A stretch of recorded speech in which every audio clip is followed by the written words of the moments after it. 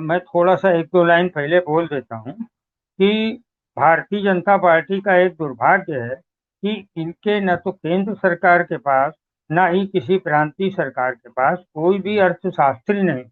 जो भी अर्थशास्त्री इनके पास थे, अरुण जेटली जी अब हैं नहीं, वो का देहावसान हो गया। और यशवंत सिन्हा आपको अच्छे नहीं लगते। आपको सलाहकार देने वाले दूसरे तमाम लोगों को आपने आर्थिक, रघुराम राजन को विदेश में नौकरी करनी पड़ी। उर्जित पटेल आपको इस्तीफा देके चले जाते हैं। तो आपको अर्थशास्त्री भारतीय जनता पार्टी को अच्छे नहीं लगते।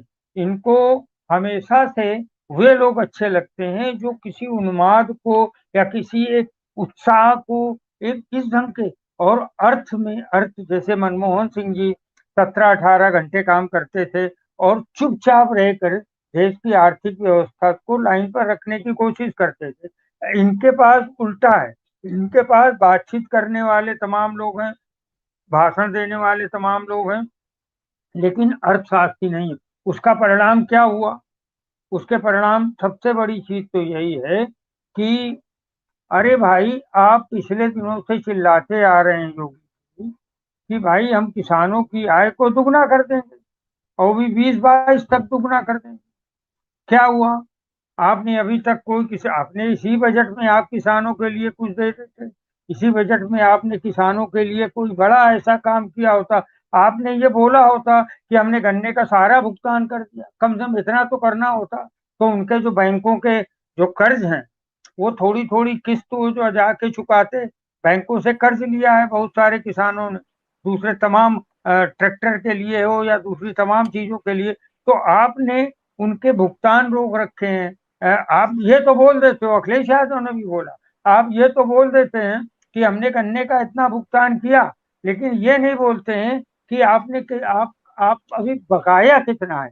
तो किसानों की माली हालत जो है वो ठीक नहीं है। और जब तक वो नहीं ठीक होगी, और वो ठीक नहीं होगी, तब तक प्रांत का बजट नहीं आगे बढ़ेगा। और जो सबसे बड़ी बात है, ये किसानों को की हालत ऐसे ही रखना चाहते हैं। किसानों के विषय में केंद्र सरकार ने जो एक कमेटी बनाई थी, अभी इनकी नीयत देखिए विनीता जी, बड़ा दुख होता है। आप किसानों के अलंबरदार बनते हैं। आप किसानों के 3 कानून लाए थे, आपको पता चला कि खराब है, तो किसान, आपने हम्म। माफी मांग के कानून वापस लिए और आपने एक कमेटी बनाई थी। उस कमेटी में आपने कहा था कि जो लगभग 1850 तो लिस्टेड हैं, वो जो किसान मरे हैं अनशन के दौरान, धरने के दौरान, उनको हम कुछ करेंगे। वो कमेटी में आपने अपने लोग रखे थे।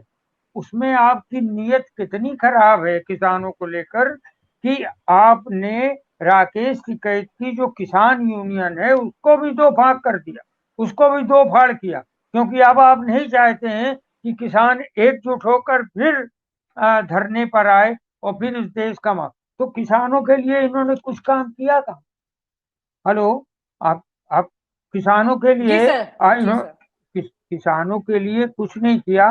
किसान, बल्कि बड़ी बड़ी एक बात और है कि इन्होंने जो बोला हर घर से एक व्यक्ति को रोजगार देंगे, इसका मतलब यह भी है कि एक किसान परिवार के एक घर से किसी एक व्यक्ति को रोजगार देंगे। जबकि वर्तमान इन्हीं के आंकड़े बोल रहे हैं विनीता जी कि देश में 45 करोड़ लोगों ने रोजगार ढूंढना बंद कर दिया है। निराशा का ये वातावरण इस देश में, 130 करोड़ के देश में 45 करोड़ लोगों ने अब आशा, पिछले 70 सालों में था, अरे नहीं मिली एक नौकरी, दूसरे का फार्म भरो, तीसरे का भरो, चौथे, आज 7-8 फार्म भरे और नौकरी चाहे बैंक में मिल जाए, चाहे टीचर हो जाए, चाहे प्राइवेट कंपनी में मिल जाता था रोजगार। मगर अभी 45 करोड़ युवकों ने रोजगार की संभावना छोड़ दी। और आपको मैं याद दिला दूं, इसी बजट में जब अखिलेश ने बोला ना कि गांवों में उदासी है, बड़ा बहुत दिल दुखाने वाला वाक्य बोला अखिलेश यादव ने कि गांवों में उदासी छाई, फलों का और उनका दाम फसलों का ठीक मिल नहीं रहा है। ऊपर से वहां उनके हर एक घर से एक व्यक्ति, अरे भाई, किसानों ने क्या किया था?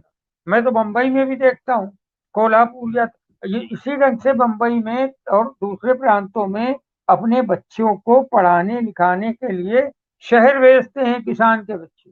किसान के बच्चे शहर आते हैं, कभी दूसरी जगहों काम करते हैं, कभी प्राइवेट करते हैं, कभी टीचर बनते हैं, कभी दूसरे काम करते हैं। और ये कि वह घर को सहयोग करेंगे नौकरी करके। लेकिन आपने रोजगार का ही सिस्टम ही खत्म कर दिया। आपने रोजगार देने ही बंद कर दिए। 2.1 करोड़ रोजगार आपने खत्म कर दिए। 65,000 रोजगार अभी रेलवे से 3-4 दिन पहले खत्म किए। तो हर घर से आप रोजगार कहाँ देने वाले? ये झूठ बोलना कब बंद करेंगे भारतीय जनता पार्टी, चाहे मोदी जी हो चाहे योगी जी हो? और आप बोलते हैं कि ये तो बड़ी हंसी की बात है कि रोजगार देंगे। आप आम व्यक्ति के साथ कर क्या रहे हैं? वो बच्चे जो घर पढ़ते थे कोरोना के पहले शहरों में, उत्तर प्रदेश के गांवों से आते थे, नोएडा में रहते थे और इधर दिल्ली में काम करते थे, बंबई में काम करते थे, वो वापस लौट गए अपने घरों में और रोजगार की व्यवस्था कर रहे हैं बड़े घमंड के साथ। योगी जी, आपने बोला था, आपको याद दिला दूं, आज डिबेट के माध्यम से आपने बोला था कि अब हम उत्तर प्रदेश से मजदूरों को बंबई जाने नहीं देंगे, और बंबई से जाएंगे तो हम वो परमिट सिस्टम लगाएंगे। क्या हुआ आपका? अब वहां पर वापस तुम रोजगार, आप अगर रोजगार, तुम मुंह से निकल गया, माफ करिए, क्योंकि तो अभी आपने लोक विधानसभा अध्यक्ष को बोला है कि तू तड़ाक में बात नहीं होनी चाहिए, तो मैं अपना तुम मेरा बड़ा वैसे निकला। तो आपने आ, ना तो कोई रोजगार की बात की, ना आपने कभी, आपने बोला था परमिट, कहाँ गया परमिट? अब आपके सारे लोग बंबई और दिल्ली पहुंच गए उत्तर प्रदेश से। आपको रोकना इसलिए नहीं आता है कि आपके पास रोजगार नहीं। आपके मंत्री दलाली खाते हैं, और ये आपने बोला है कि आप बजट में ये शामिल करो ना कहीं। जो बजट का जो हिडन चीज सामने है कि आपके मंत्री दलाली करते हैं। और आपने पिछली मीटिंग में बोला कि जब बोला गया मंत्रियों ने और दूसरे ने शिकायत की कि भाई हमारी अधिकारी नहीं सुनते हैं, तब आपने बोला कि अधिकारियों को तो मैं सुधार लूंगा, लेकिन आप लोग दलाली खाना तो बंद करिए। ये बात अखिलेश यादव ने भी बोली।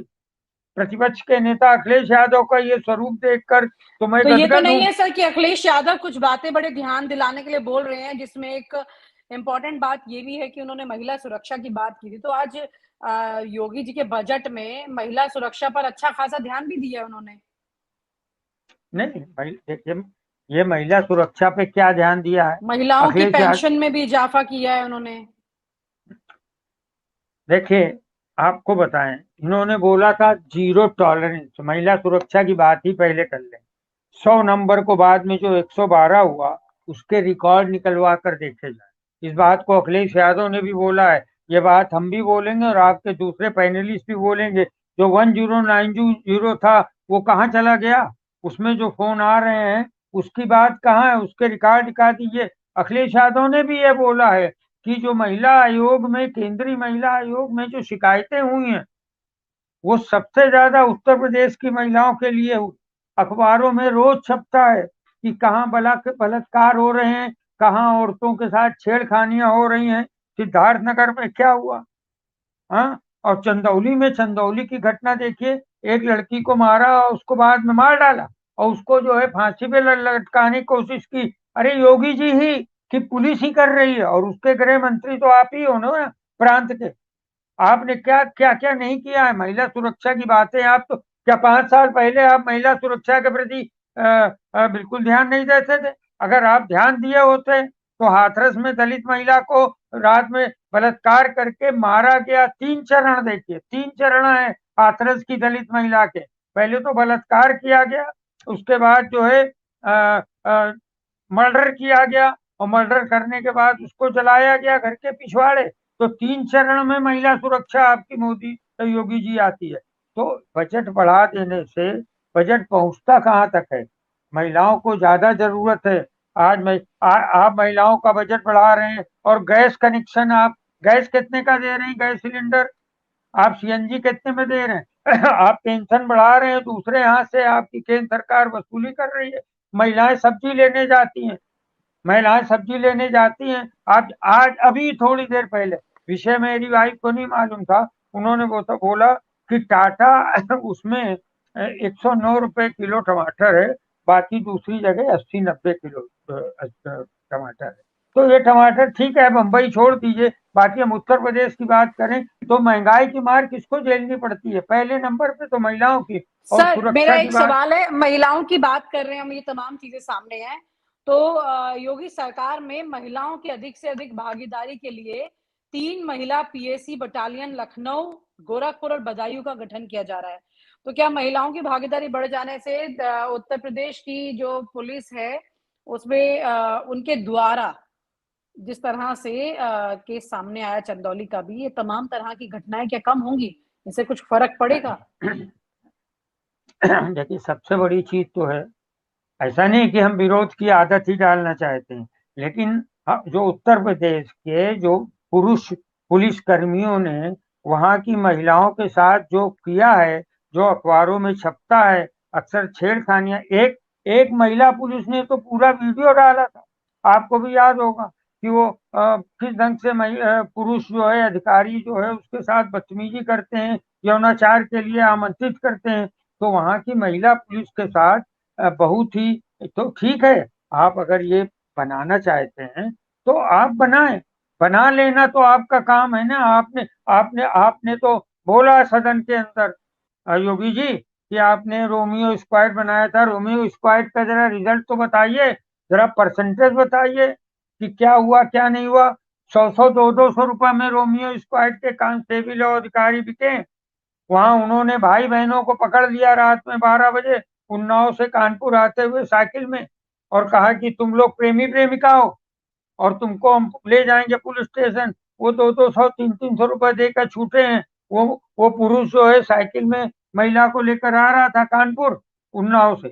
तो आप खाली सुरक्षा की बात करते हैं, चाहे वो महिला सुरक्षा हो, चाहे कोई हो। मैं एक बात और बोल देना चाहता हूँ कि इन्होंने जो किया है कि बड़ा शर्म की बात है। देखिए 2-3 साल से शिक्षा की परिस्थिति क्या है, शिक्षा में इन्होंने बड़ी बातें की हैं, कुछ नहीं हो रहा है।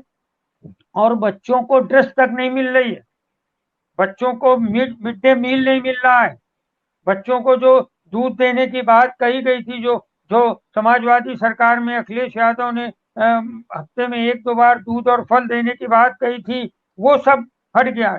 अभी ड्रेस को तरस रहे हैं, किताबें नहीं है। ये सारी चीजें जो बच्चों के साथ था, प्राइमरी एजुकेशन के साथ, वो आपने गड़बड़ किया है। उसका इंफ्रास्ट्रक्चर अभी आपके पास नहीं है, खाली बजट में आप दे देते हो, उसके बाद तनख्वाह नहीं देते हो, टीचरों को पैसे क्या देते हो। और देखिए दालों की कीमत क्या है, आप तेल की कीमत देखिए, डीजल की, पेट्रोल। और ये महिलाओं के साथ खाली यौनाचार ही नहीं है, महिलाओं के साथ जो ये अत्याचार है कि वो घर का बजट उनसे संभलता नहीं है, और वो पुरुष कमाने जाता है और उनके हाथ में सारा ठीक घर है सर। चलाने का होता है। तो जी सर। ये सारी चीजें सरकार ने बोली है, और आगे हम आपसे इस पर जरूर बात करेंगे कि ये जी जो सर। उन्होंने फ्री अनाज देने की बात की, अब उसे कैसे देंगे, क्या करेंगे, इस बात का जिक्र वो सामने उनको लाना पड़ेगा। और आप हमसे जुड़े रहने के लिए सब्सक्राइब करें YouTube पर, फॉलो करें Twitter पर और लाइक करें Facebook पर। और ज्यादा जानकारी के लिए आपको टाइप करना होगा सिर्फ न्यूज नशा।